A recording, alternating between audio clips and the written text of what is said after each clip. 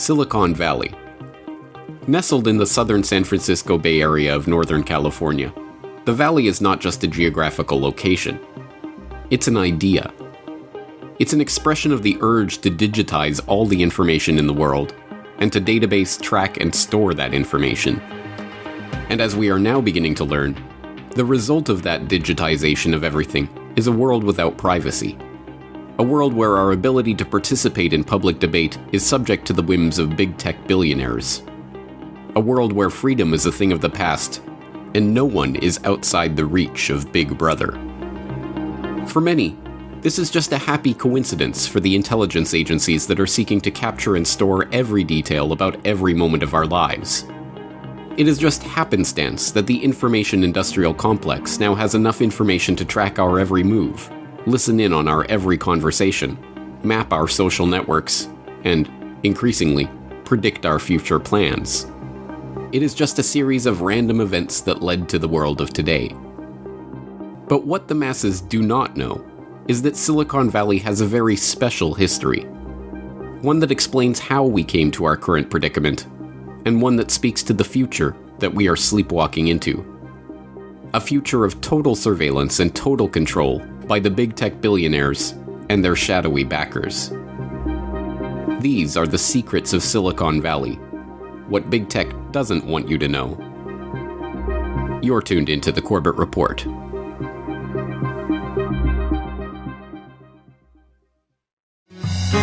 Once known as the Valley of Heart's Delight, the Santa Clara Valley was a bucolic agrarian area known for its mild climate and blooming fruit trees. Until the 1960s, it was the largest fruit-producing and packing region in the world. Today, there are few reminders of the valley's sleepy farming past. Now dubbed Silicon Valley, it is home to many of the world's largest technology and social media companies, from Google and Facebook to Apple and Oracle, from Netflix and Cisco Systems to PayPal and Hewlett-Packard. It is the hub of a global industry that is transforming the economy, shaping our political discourse, and changing the very nature of our society. So what happened? How did this remarkable change take place? Why is Silicon Valley the epicenter of this transformation? The answer is surprisingly simple. World War II happened. The influx of high-tech research and industry to the region is the direct result of the advent of World War II and the actions of one man, Frederick Terman. Frederick was the son of Louis Terman, a pioneer of educational psychology at the Stanford Graduate School of Education. An avowed eugenicist, Louis Terman popularized IQ testing in America, helping to conduct the first mass administration of an IQ test for the U.S. Army during America's entry into the First World War. Frederick Terman attended Stanford, earning an undergraduate degree in chemistry and a master's degree in electrical engineering, before heading to MIT to earn his doctorate in electrical engineering under Vannevar Bush. This connection came into play at the outbreak of World War II, when Bush, now heading up the U.S. Office of Research and Development, which managed nearly all research and development for the U.S. military during wartime, asked Terman to run the top-secret radio research laboratory at Harvard University. There, Terman directed 800 of the country's top researchers in the emerging field of electronic warfare. Their work included the development of some of the earliest signals intelligence and electronic intelligence equipment, including radar detectors, radar jammers, and aluminum chaff to be used as countermeasures against German anti-air defenses.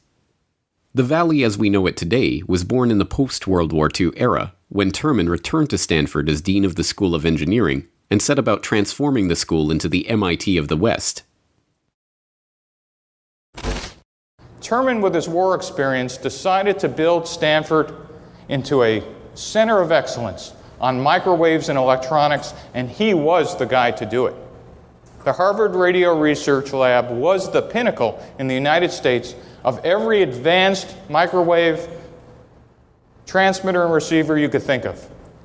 And what he does is he recruits 11 former members of the Radio Research Lab and says, you know, we really don't have a lab, but congratulations, you're all now Stanford faculty. And they went, oh, great, thanks.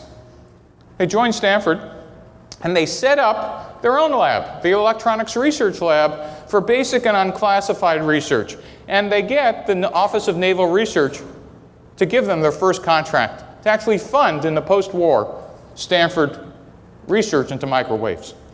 By 1950, Terman turns Stanford's engineering department into the MIT of the West.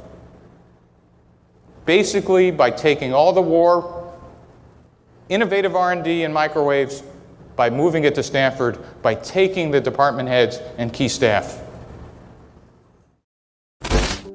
With the military research funds flowing into the region, Terman began transforming the San Francisco Bay Area into a high-tech research hotspot. In 1951, he spearheaded the creation of Stanford Industrial Park, now known as Stanford Research Park, a joint venture between Stanford and the city of Palo Alto to attract big technology corporations to the area. The park was a huge success, eventually luring Hewlett-Packard, General Electric, Kodak, and other important technology firms, and cementing Silicon Valley as a nexus between Stanford, big tech, and government-sponsored research. And this connection was not tangential. As researcher Steve Blank writes in his own history of Silicon Valley's military roots, during the 1950s, Fred Terman was an advisor to every major branch of the U.S. military.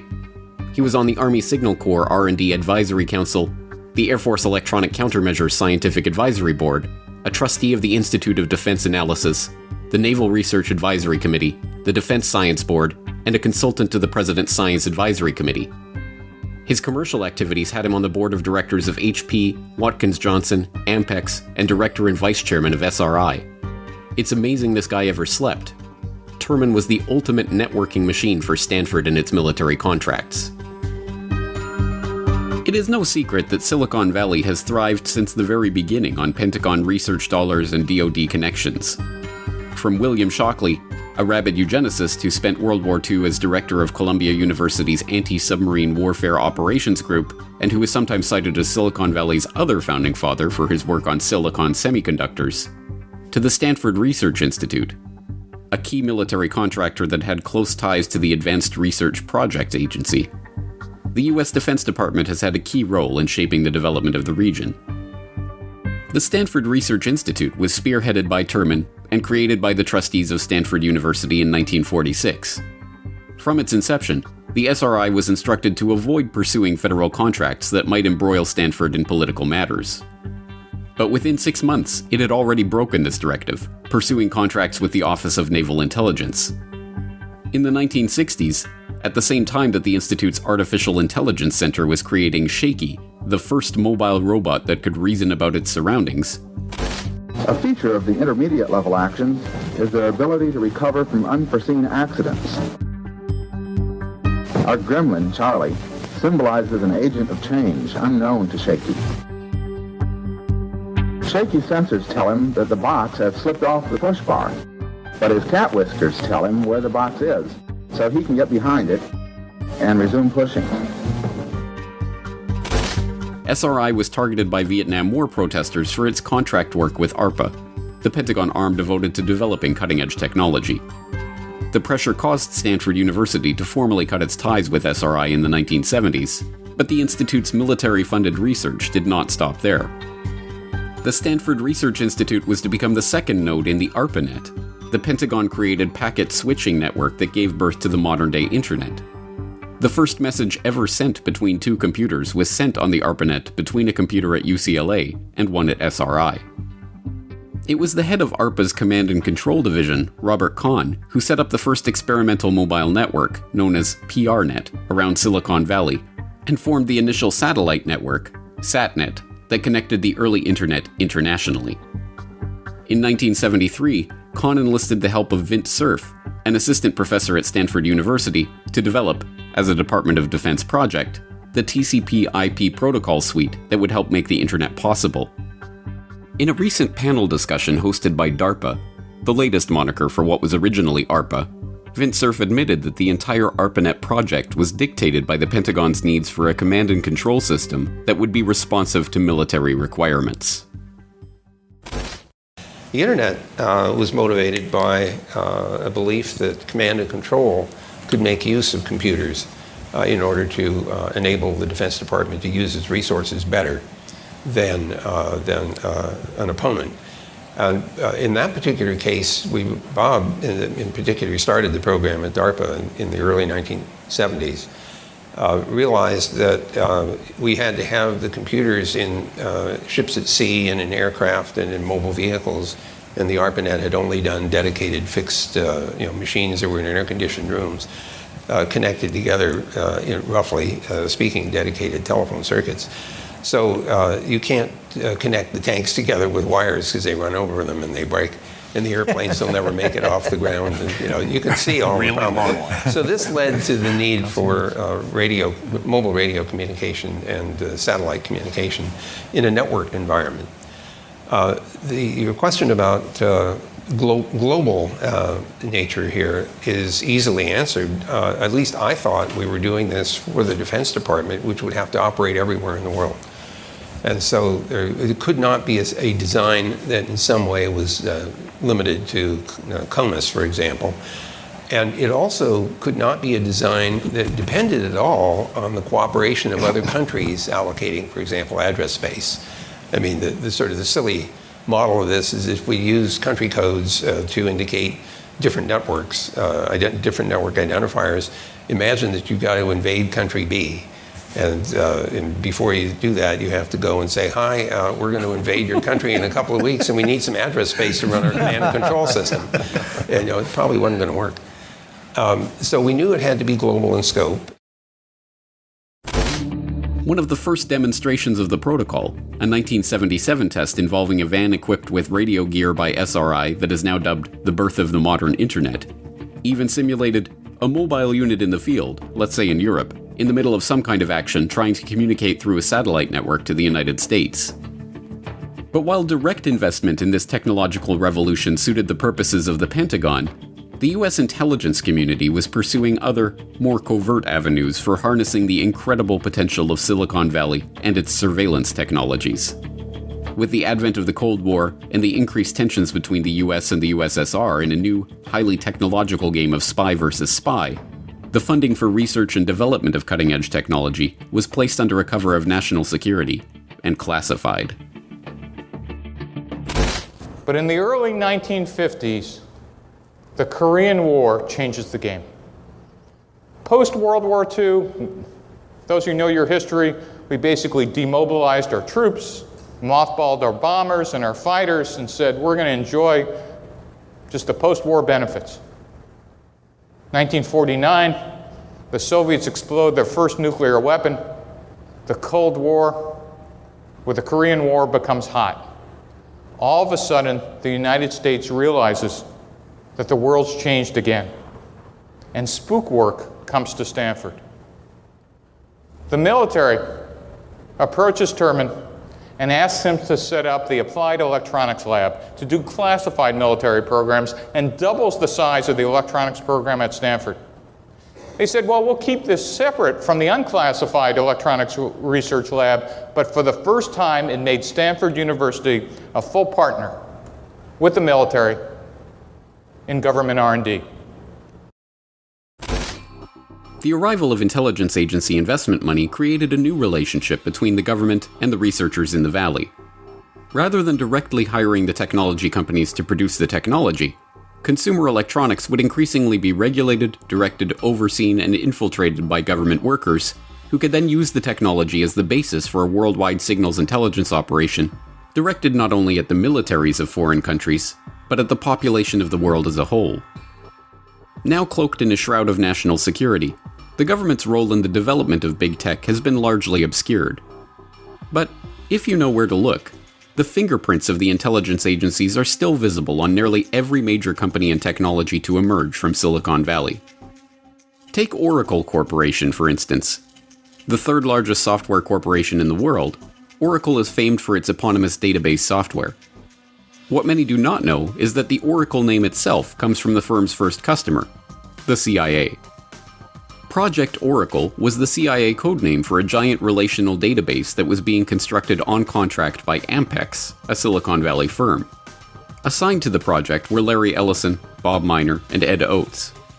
Although Project Oracle was something of a disaster, it did lead Ellison and his partners to spin off Oracle Corporation, which to this day gets 25% of its business from government contracts. Or take Sun Microsystems.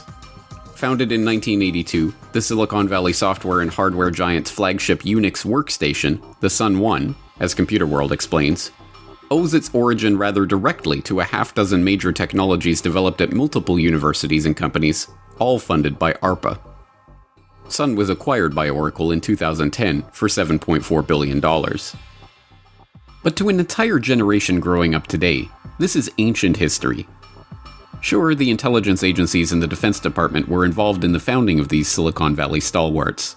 But what about the Silicon Valley of today? What does this have to do with Google or Facebook or PayPal or the big tech giants that have become synonymous with computing in the age of the internet? The modern era of Silicon Valley began in the 1990s, when the advent of the World Wide Web brought the full potential of the computing revolution into homes across America and around the globe. This was the era of the dot-com bubble, when small startups with no business plan and no revenue could become million-dollar companies overnight. And behind it all, steering the revolution from the shadows, were the intelligence agencies who helped fund the core technologies and platforms of the modern internet. One of the first problems confronting early users of the web was how to search through the dizzying array of personal websites, corporate web pages, government sites, and other content that was coming online every day. In order for the web to turn from a playground for tech geeks and hobbyists into a ubiquitous communication tool, there would need to be a way to quickly sort through the vast amount of information available and return a relevant list of websites to lead users to useful information. Early iterations of online search, including personally curated lists of interesting sites and primitive search engines that relied on simple keyword matching, failed to live up to the task. By happy coincidence, the problem of cataloging, indexing, sorting, and querying vast troves of information was one that the intelligence agencies were also working on. As the masses of data flowing through the internet gave rise to the era of big data, the NSA, the CIA, and other members of the US intelligence community recruited the best and the brightest young minds in the country to help them store, search, and analyze this information, and those searching for it. And, as usual, they turned to Stanford University and the Silicon Valley whiz kids for help. Google, as the now familiar story goes, started out as a research project of Larry Page and Sergey Brin, two graduate students at Stanford University. Unsurprisingly, one does not have to dig very deep to find the connection to the Defense Department. DARPA, the current name of the oft-rebranded ARPA, was one of the 7 military, civilian, and law enforcement sponsors of the Stanford Digital Libraries Project, which helped fund Page and Brin's research. DARPA was even thanked by name in the white paper where the idea for Google was first laid out: the anatomy of a large-scale hypertextual web search engine. Less well known is the massive digital data systems project spearheaded by the US intelligence community and funded through unclassified agencies like the National Science Foundation.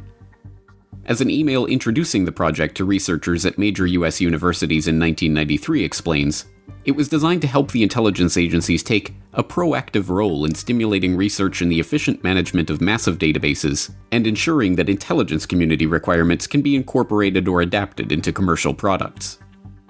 As Jeff Nesbitt, former Director of Legislative and Public Affairs for the National Science Foundation, detailed in a revealing 2017 article for QZ.com on Google's true origin, the research arms of the CIA and NSA hoped that the best computer science minds in academia could identify what they called birds of a feather. Just as geese fly together in large V-shapes, or flocks of sparrows make sudden movements together in harmony, they predicted that like-minded groups of humans would move together online. Their research aim was to track digital fingerprints inside the rapidly expanding global information network, which was then known as the World Wide Web.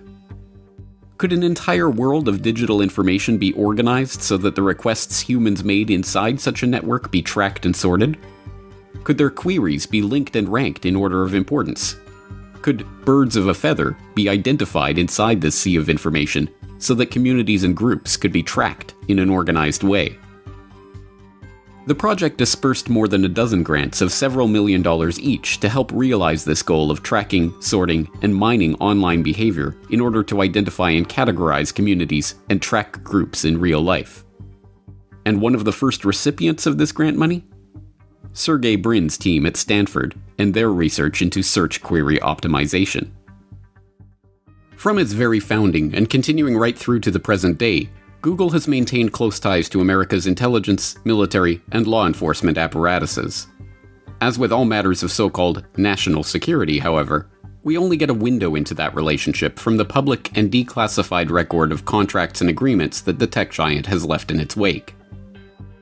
In 2003, Google signed a $2.1 million contract with the National Security Agency, the U.S. intelligence community's shadowy surveillance arm that is responsible for collecting, storing, and analyzing signals intelligence in foreign intelligence and counterintelligence operations. Google built the agency a customized search tool capable of searching 15 million documents in 24 languages. So important was this relationship to Google that when the contract expired in April 2004, they extended it for another year at no cost to the government.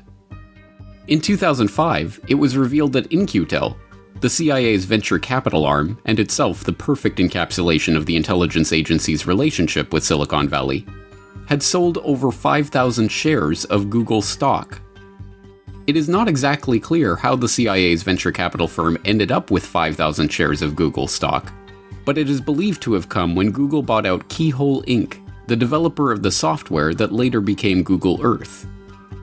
The company's name, Keyhole, is a none-too-subtle reference to the Keyhole class of reconnaissance satellites that the US intelligence agencies have been using for decades to commit 3D imaging and mapping analysis.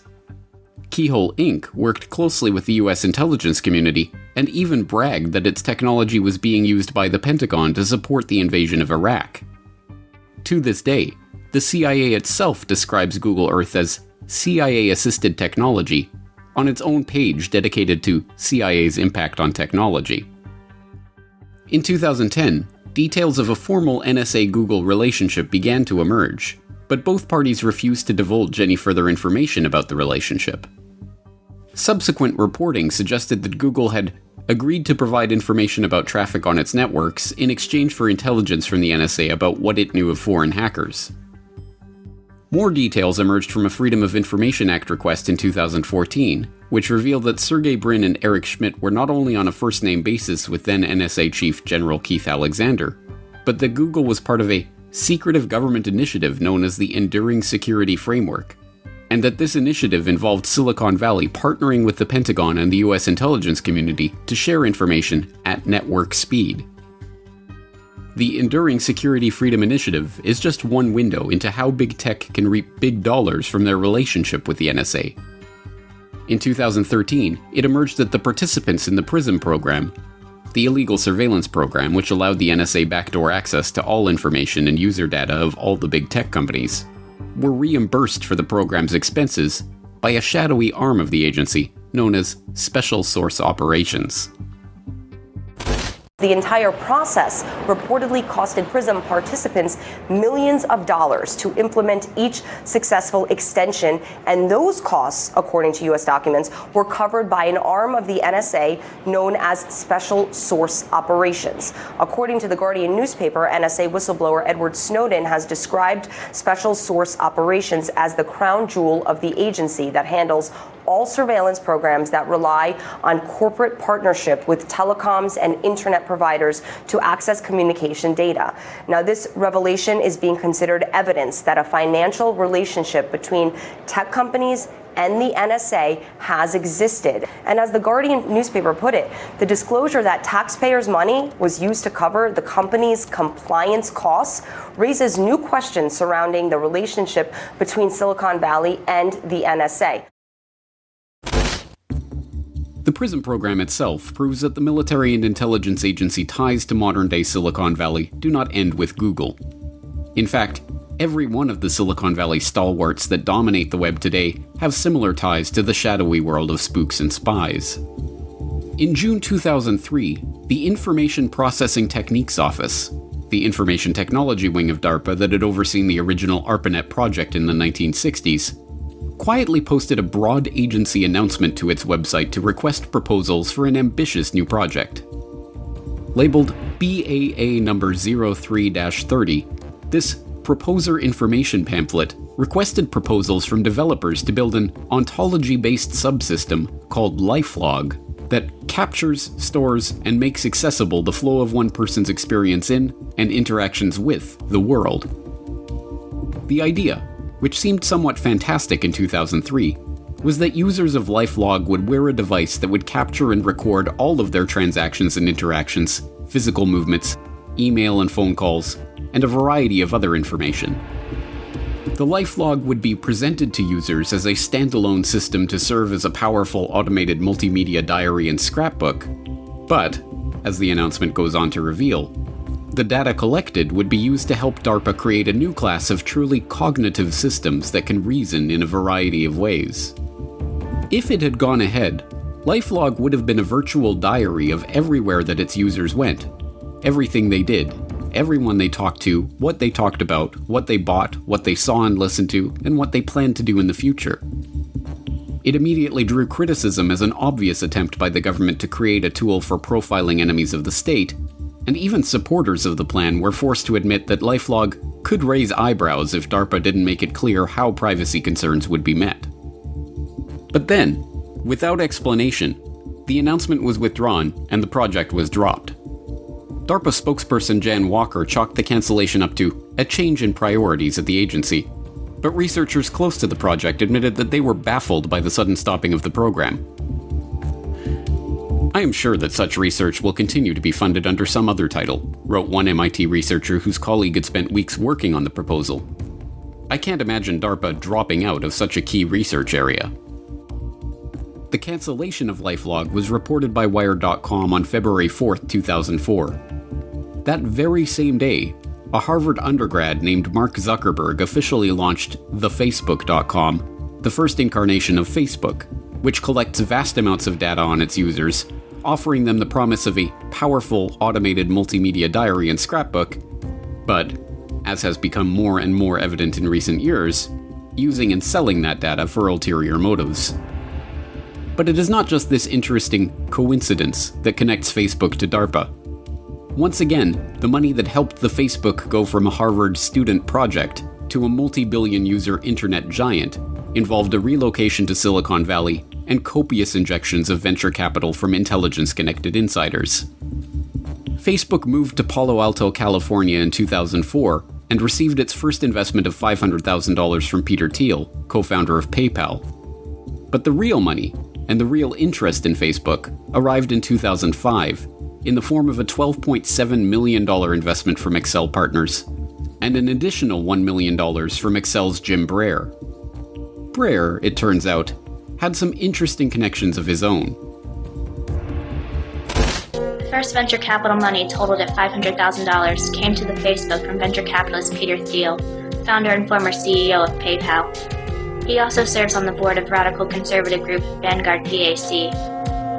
Further funding came in the form of $12.7 million from venture capital firm Accel Partners. Accel's manager, James Breyer, was former chair of the National Venture Capital Association. Breyer served on National Venture Capital Association's board with Gilman Louie, CEO of In-Q-Tel, a venture capital firm established by the Central Intelligence Agency in 1999. This firm works in various aspects of information technology and intelligence, including most notably, nurturing data mining technologies. Breyer has also served on the board of BBN Technologies, a research and development firm known for spearheading the ARPANET, or what we know today as the Internet. In October of 2004, Dr. Anita Jones climbed on board BBN along with Gilman Louie. But what is most interesting is Dr. Jones' experience prior to joining BBN. Jones herself served on the board of directors for In-Q-Tel and was previously the Director of Defense Research and Engineering for the U.S. Department of Defense. Her responsibilities included serving as an advisor to the Secretary of Defense and overseeing the Defense Advanced Research Projects Agency. This goes farther than just the initial appearances. DARPA shot to national fame in 2002 when knowledge of the existence of the Information Awareness Office came to light. The IAO stated its mission was to gather as much information as possible about everyone in a centralized location for easy perusal by the United States government, including though not limited to internet activity, credit card purchase history, airline ticket purchases, car rentals, medical records, educational transcripts, driver's licenses, utility bills, tax returns, and any other available data. It should come as no surprise, then, that the ex-director of DARPA, Regina Dugan, was hired by Google in 2012 to head its Advanced Technology and Projects Group, and that she was then hired by Facebook in 2016 to head their Building 8 research group, focusing on experimental technologies like brain sensors and artificial intelligence. Nor is it a surprise to learn that DARPA is already working to weaponize Facebook's Oculus virtual reality technology for fighting cyber war. Nor is it a surprise that Facebook seed money investor Peter Thiel, co-founder of PayPal, developed Palantir, a data mining and analysis tool used by the NSA, FBI, CIA, and other intelligence, counterterrorism, and military agencies, from PayPal's own fraud detection algorithm. Or that In-Q-Tel was one of the first outside investors in the Palantir technology, which has gained notoriety in recent years for using war on terror tools to track American citizens. Nor is it a surprise to learn that Eric Schmidt, the former CEO of Google and current technical advisor to Google parent company Alphabet, is now the chairman of the Pentagon's Defense Innovation Board, which seeks to bring the efficiency and vision of Silicon Valley to the Defense Department's high-tech innovation initiatives. Nor is it surprising that Schmidt, in addition to being a member of the elitist Trilateral Commission, is on the steering committee of the Bilderberg Group, a cabal of financiers, industrialists, high-ranking public officials, military brass, and royalty that has been meeting annually in nearly total secrecy since 1954. Nor is it surprising that the Bilderberg Group now counts a number of Silicon Valley stalwarts among its ranks, from Schmidt and Thiel to Palantir CEO Alex Karp and former Electronic Frontiers Foundation chair Esther Dyson. In fact, it would be more surprising to find a major Silicon Valley company that was not connected to the US military or to the US intelligence agencies one way or another. This is not an accident of history or a mere coincidence. The very origins of the internet were in shadowy Pentagon programs for developing the perfect command and control technologies. From the earliest attempts to form electronic databases of information on counterinsurgents in Vietnam right through to today, this technology, as Yasha Levine, author of Surveillance Valley, The Secret Military History of the Internet, explains, was intended to be used as a tool of warfare against target populations. Well, to understand what the internet is and what the internet has become, you have to go back to the very beginning, back to the 1960s, when the internet was being created by the Pentagon. Back then, America was a relatively new global empire, facing an increasingly chaotic and violent world. There was the Vietnam War, that was central, but the U.S. was facing insurgencies all around the world. From Latin America to Southeast Asia. It was also facing an increasingly volatile and violent domestic environment. You had the anti-war movement. You had militant black activism. You had groups like the Weather Underground that were setting out bombs seemingly daily in cities all across the country. You had race riots in major cities. And America's paranoid generals looked at this, right? And they saw a vast communist conspiracy, of course. They saw the Soviet Union expanding globally, underwriting insurgencies all around the world, backing countries that were opposed to America. At the same time, they were underwriting opposition movements in America. And they saw this as a new kind of war that was happening. This was not a war. This is not a traditional war that you could fight with traditional weapons. This is not a war that you could drop a nuke on. It was not a war that you could send a tank division into, because the combatants did not wear uniforms and they did not march in formation. They were part of the civilian population of the conflicts that they were taking part in. So it was a new kind of war, a new kind of an insurgency, a global insurgency. And in certain rarefied circles in the military, people who were familiar with the new kind of computer technology being developed, they believed that the only way to fight and win this new war was to develop new information weapons. Computer technology that could ingest data on people and political movements, that could combine opinion surveys, economic data, criminal histories, draft histories, photographs, telephone conversations intercepted by the security services, and put that all into databases that could allow analysts to perform sophisticated analysis on it and run predictive surveys. The idea was you have to find out who the enemy is and isolate it from the general population and then take that enemy out.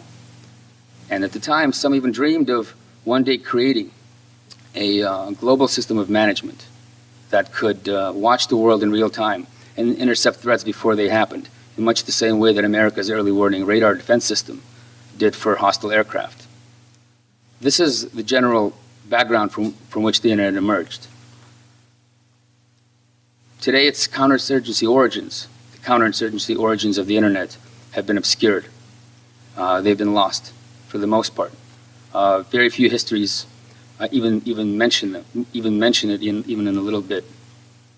But at the time that it was being created in the 1960s, the origins of the internet and the origins of this technology as a tool of surveillance and as a tool of control was very obvious to people back then.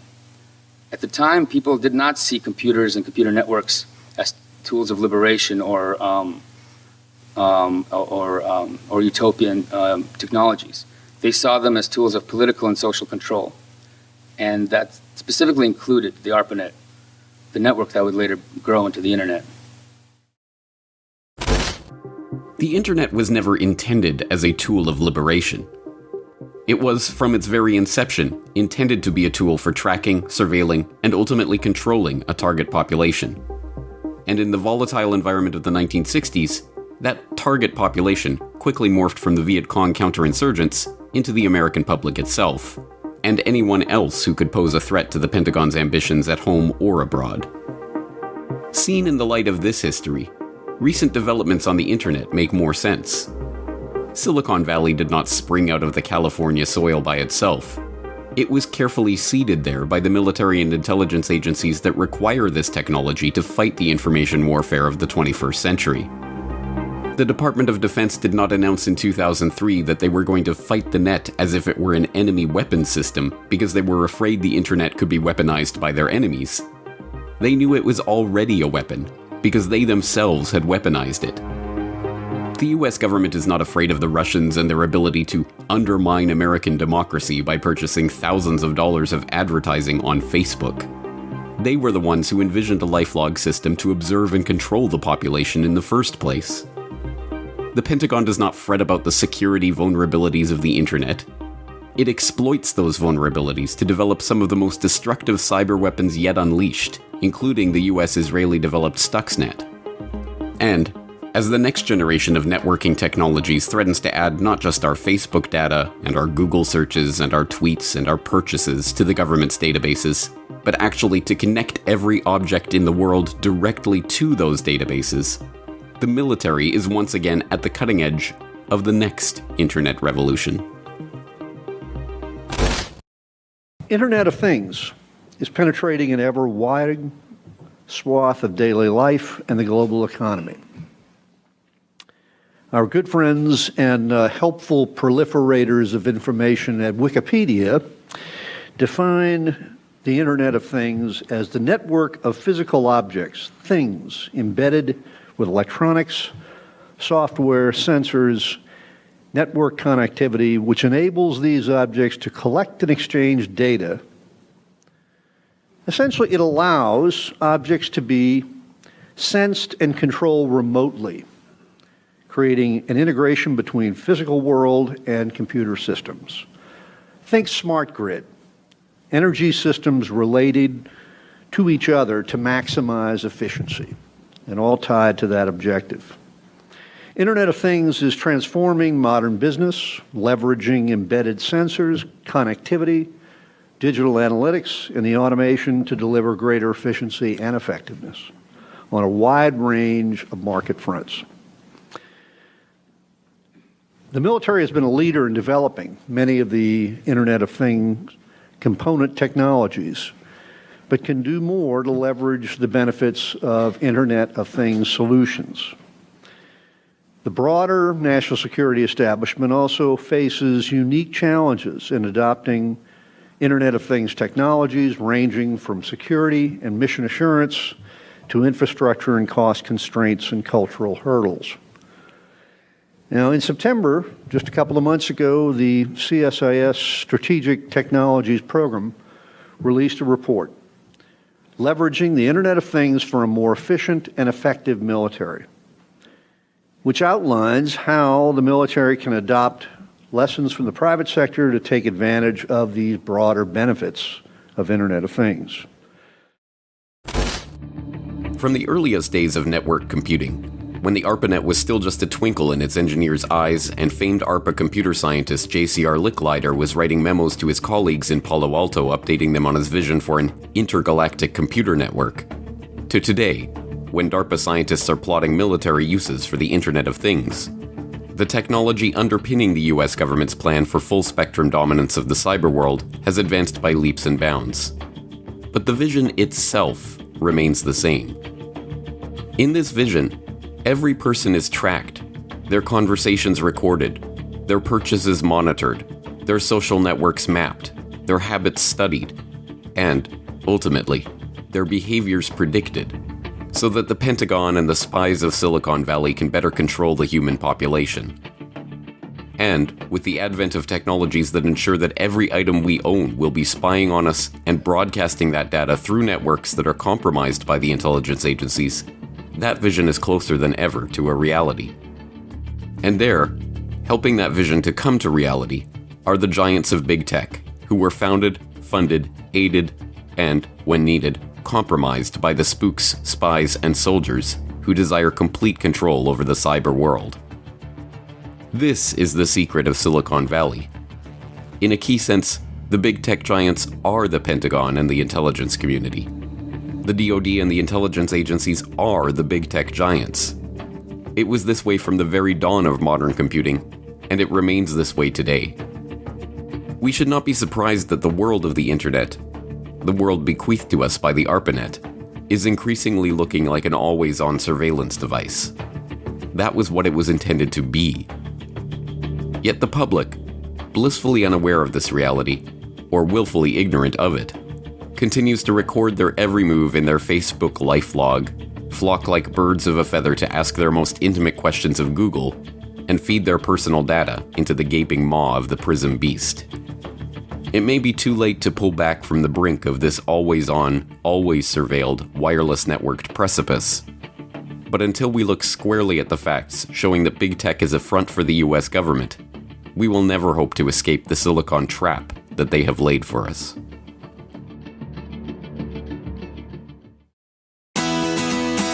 The Corbett Report is brought to you by the Corbett Report subscriber, a weekly newsletter featuring James Corbett's International Forecaster editorial, recommended reading and viewing, discounts on Corbett Report DVDs, and once a month, a subscriber-only video. Sign up today to start receiving your copy at corbettreport.com/support. I have a concern. Does that mean that if I'm in a pub in Ireland, somebody can, wife or someone can find me easily with push to talk? You got it. Oh, okay. Well, that might not be can't run away and hide fast. now.